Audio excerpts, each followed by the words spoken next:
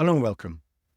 My name's Andy Crook, and I'm your host for tonight's training topic on Walk the Talk, how to operate your business in line with your values.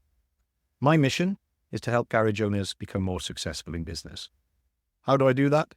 Every week, I try to go live with a training topic on one of the 5 pillars of business as I see them. Today, we're in the planning pillar, and we're looking at walking the talk. So in the day-to-day running of your business, values often find themselves trapped behind glossy frames or lost in the pages of employee handbooks. Yet the most enduring and admired companies have discovered a profound truth. Values aren't meant to be preserved under glass or plastic. They're meant to be lived, tested, and sometimes even scraped and bruised in the arena of daily business decisions.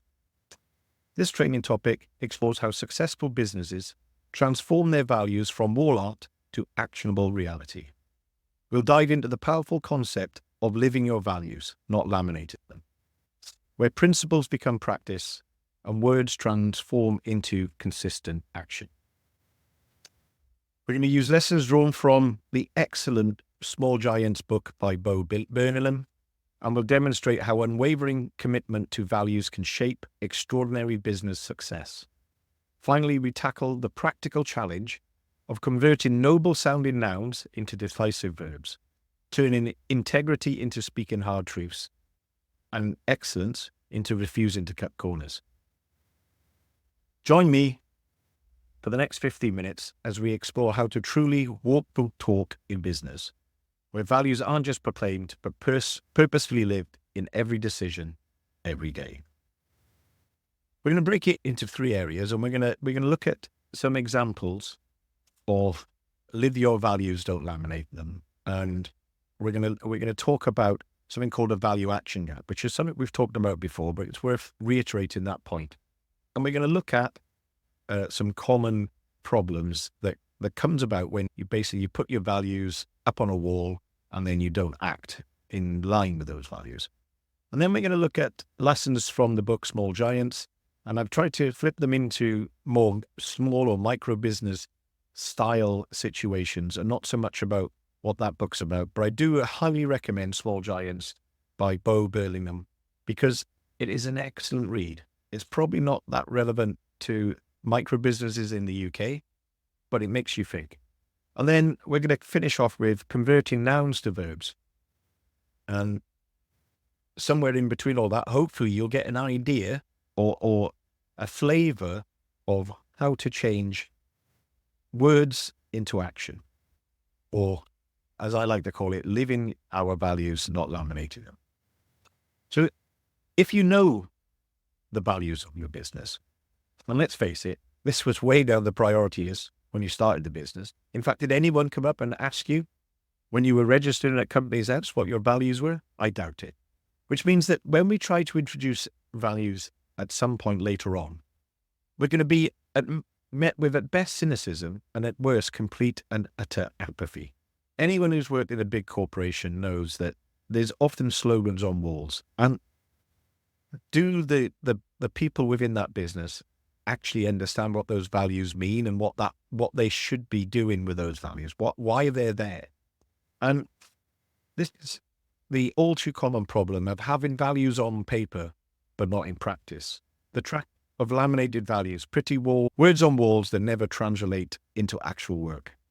Value statements become corporate decor rather than decision drivers. Companies invest more in designing the poster than living the principles. Teams can recite values but can't reenact them. Now, even worse than that is when the members of your staff or even other people on the leadership group don't actually know what the values are. It's the same with your mission statement. Your mission statement and your values are intertwined. And if you don't know what they are, if everyone in the business doesn't know how to behave, what the actual culture, if you like, the defined culture of the business is, which is really what values are, or the mission, how are they going to get you there, or how are they going to behave in line with those values? And that takes us neatly onto the value action gap. And a value action gap is a phenomenon when a business's or a person's values and beliefs do not align with the actual behaviors of that person or that business. And it's common that you have these flashy words on walls, but they don't actually work in the business. And as the owner, you probably built the business in your own image. So it's likely that the values of the business are a reflection of your own personal values. And the gap between stated values and daily decision and daily actions creates at best cynicism, at worst a feeling of unease or discomfort for staff, owners, or the person whose values are being violated. This is something called cognitive dissonance, which is a beautiful phrase, which probably doesn't mean a lot to most people, but it's internal conflict, and you can feel slightly comfortable or very uncomfortable when people's actions contradict their values. And it can lead to a minor consequence, which is excuses or people giving reasons why they're not behaving in a certain way.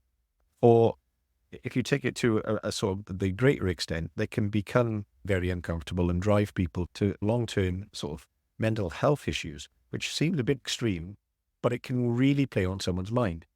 And if the cognitive dissonance or this internal conflict is great enough, they will either change, which means change job or they force a behavior change, or they will do something that's going to bring them back in line with their values.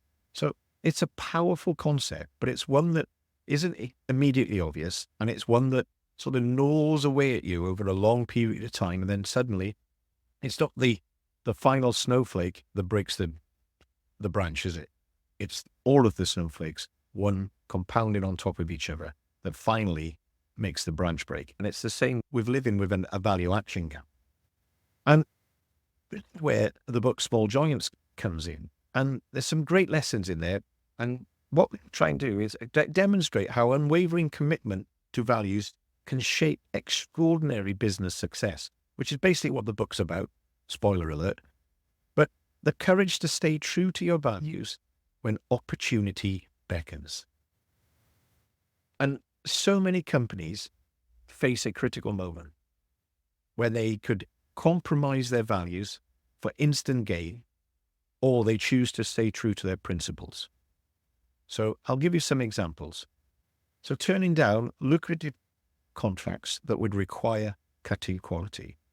So if one of the values within your business is a high quality product, so whether that be when you do a service, it's always the wheels come off. Yeah, you're gonna do more than other people, and then all of a sudden, you get an opportunity for a fleet contract, and the margins are so tight that you're going to have to cut corners in quality. You're not going to take the wheels off. You're not going to grease the door hinges or whatever it is that you do that sets you apart to win the contract, because otherwise it doesn't make sense. And if you're going to stay true to those values, it means turning down that lucrative contract to maintain quality, which is one of your core values. Another one is refusing to outsource when it would impact quality. And a great example of this is at the moment, you don't have an MOT bay. And quality, once again, is one of your core values. And that every time you drop a car off, you have to inspect it when it comes back. You're almost cringing when you use one of the many MOT stations you choose to use, and you decide enough's enough. I'm not going to outsource this anymore. I'm going to bite the bullet and I'm going to install an MOT bay. Even though, to begin with, you know that MOT bay probably won't pay you back quite enough. You don't quite do enough to cover the cost of the MOT bay, but the cost of lost quality is too great to bear. Or you always choose to use local businesses or local products when you could get things far cheaper from further afield, or even foreign imports would be cheaper. But you have a commitment to your local community, and therefore you use products or services within the community rather than cheaper alternatives. They are examples of having the courage to stay true to your values, even though opportunity beckons. And why being the best matters more than being the biggest, which is the real reason, or one of the justifications in the book, Small Giants, is true success means using metrics beyond turnover and number of staff. And why have I picked metrics like turnover and numbers up? Because strange enough, that's how the government sizes a business. If you've got a turnover of less than 1 million and less than 9 staff, you're a micro business. But if your turnover is more than 1 million or you have 10 staff, you're a small to medium-sized enterprise. And if you use those metrics and other metrics like them, and because the government uses them, often we talk about our business in terms of how much turnover we do or the number of staff we do. And what we're saying here is you're positioning yourself to another businessman or another garage owner. He can immediately see exactly the kind of size of your garage is. I hear it all the time when I'm at events. I hear people say, oh, I've got this many front of house, this many ramps, this many numbers of staff. And this, can we get what living congruently with your values means? Being the best will matter more than being the biggest. If that's what you want to be, if you want to be the best in your area, you want to not talk in terms of the numbers of staff, but maybe you would talk about employee tenure and satisfaction that far exceeds industry averages. Your average member of staff stays with you 10 years, and you never have a falling out. That's probably more important than having 10 members of staff. Or you might talk about your community impact and local economic contributions far more than you're going to talk about your turnover. Or you might be small but mighty because you have a huge influence within the industry, even though your business isn't that big, but it is the best. And the ability to maintain constant quality and service, that is what we ought to be talking about rather than how big we are or how great we think we are based on those metrics. How great we are based on other metrics that maybe are more congruent with your values.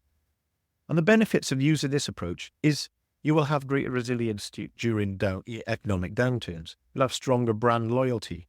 You'll have a more fulfilling work environment. You'll have sustainable long-term profitability and freedom to make decisions based on values rather than just numbers. Now we're going to move on to the final part of tonight's training topic, which is converting nouns to verbs. And some of you are going, say what? Converting values from passive nouns to active verbs. So a noun is a thing or a describer, and a verb is an action. It's about transforming abstract concepts into tangible actions. It is about walking the talk. So we need to convert integrity, because just about everybody, when I see their brand values, has integrity in there, to speaking hard truths. So integrity is the noun, speaking hard truths is the verb, the doer. So by how we demonstrate integrity is by, we're not afraid to have the difficult conversations. So instead of just saying we have integrity, businesses acknowledge mistakes openly, even when it's uncomfortable. They flag potential issues early rather than hoping they will resolve themselves. They tell customers when a competitor might have a better solution. That's what integrity means when it comes to what you do if you're a business with integrity. Or you could change customer focused to making decisions that benefit the customer first, transforming from a buzzword to a behavior. Recommending lowered price solutions when they better serve the customer. Creating systems based on customer needs rather than operational convenience. Investing in long-term customer success over short-term profits. The key difference is that verbs create accountability. You can clearly see whether someone is doing these actions or not. And that's a key thing. And although it's a great thing to have your values somewhere, but if you're just laminating them and not living them, you're probably missing a trick, and you're probably not using values in your business the way you ought to. So this week's atomic action. What I want you to think about is, how are you communicating your values? Are they communicated using nouns, or are they communicated using verbs?